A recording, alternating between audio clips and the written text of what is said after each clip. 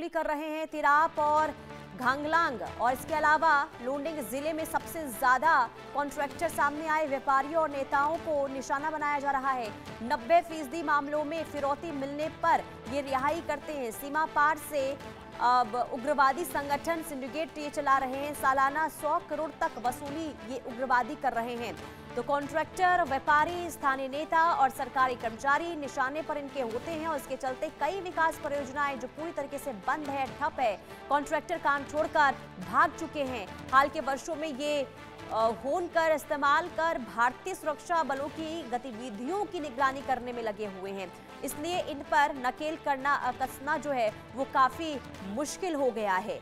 तो उग्रवादियों का किस तरीके से यहाँ पर आतंक और वर्चस्व बढ़ता हुआ नजर आ रहा है। खास करके जो संगठन है, सिंडिकेट है, वो वसूली करते हुए नजर आ रहे हैं। तो अरुणाचल प्रदेश में उग्रवादी संगठन वसूली कर रहे हैं। कॉन्ट्रैक्टर, व्यापारियों को निशाने पर लिया जा रहा है, नेताओं को निशाना बना रहे हैं।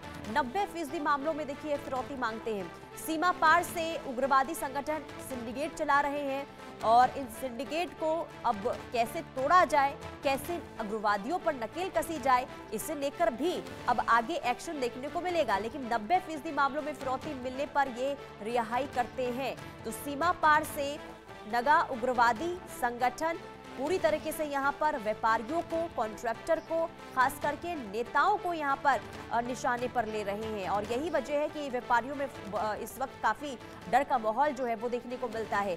फिरौती यहाँ पर मांगी जाती है, उन्हें किडनैप कर लिया जाता है, इसके जब फिरौती मिलती है और उन्हें इसके बाद छोड़ दिया जाता है। तो तिराप, घंगलांग ये वो जगह है जहां पर उग्रवादी जो है काफी एक्टिव इस वक्त नजर आ रहे हैं। 90% मामलों में फिरौती मिलने पर ये रिहाई करते हैं। सीमा पार से नगा उग्रवादी संगठन जो सिंडिकेट ये इस तरीके से चला रहे हैं। और अरुणाचल प्रदेश का जो संवेदनशील इलाका है, इसमें तिराप है, घंगाल है, ये वो इलाके हैं जहां पर उग्रवादी संगठन जो है बहुत ज्यादा एक्टिव नजर आ रहे हैं। और कहीं ना कहीं जो कॉन्ट्रैक्टर हैं, जो व्यापारी हैं, उनके अंदर डर का माहौल देखने को मिलता है। क्योंकि आवाजाही जब वो वहां से करते हैं तो किडनैपिंग को लेकर भी लगातार खबरें सामने आ रही है। और इसके बाद फिरौती वहां पर मांगी जाती है, भारी भरकम फिरौती की डिमांड की जाती है। और जब पैसे दे दिए जाते हैं इसके बाद छोड़ दिया जाता है।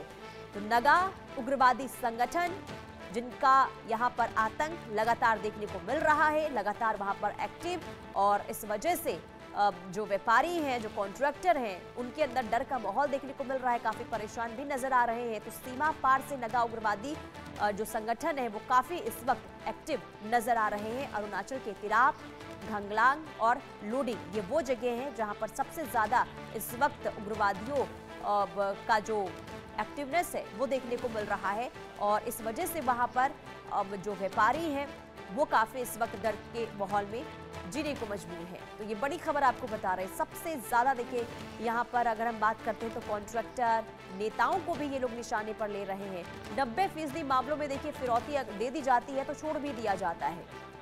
तो इसलिए इन पर नकेल करना भी मुश्किल हो गया। हालांकि कई तरीके से यहाँ पर देखिए अभियान भी चलाए गए हैं ताकि इन आतंकी संगठनों को तोड़ा जाए, इनकी कमर को तोड़ा जाए। लेकिन इसके बावजूद भी जिस तरीके से इनका वर्चस्व बढ़ता हुआ नजर आ रहा है वो मुश्किल जरूर बढ़ा रहा है। क्योंकि सुरक्षा एजेंसियां लगातार इन पर नकेल कसने को लेकर तमाम तरीके से तैयारियां भी कर चुकी है, लेकिन इन पर नकेल कसना काफी मुश्किल हो गया है।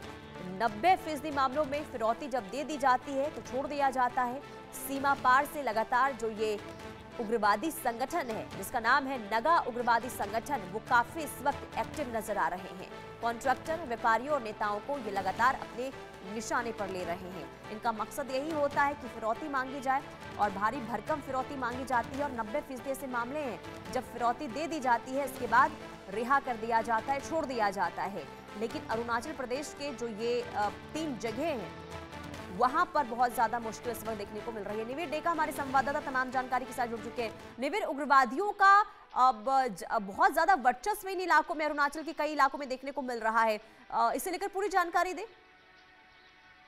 जी बिल्कुल, आपने जो कहा कि जैसे जो मामले बढ़ते जा रहे हैं और 90% मामलों में फिरौती मिलने पर करते हैं रिहाई, तो ये एक बड़ा प्रॉब्लम जो यहाँ पे शुरू हुआ है। और दूसरी बात ये है कि अब तक सूत्रों के अनुसार ये पता चल रहा है कि सालाना 100 करोड़ का ये बिजनेस कर रहे हैं फिरौती जो इलीगली ये लोग वसूल करके, और ये केवल एक जगह पे नहीं, इनका एक सिंडिकेट है, इनका एक रैकेट है। हम्म। और ये उग्रवादी ठीक है संगठनों निवेदिका, बहुत शुक्रिया तमाम जानकारी देने के लिए।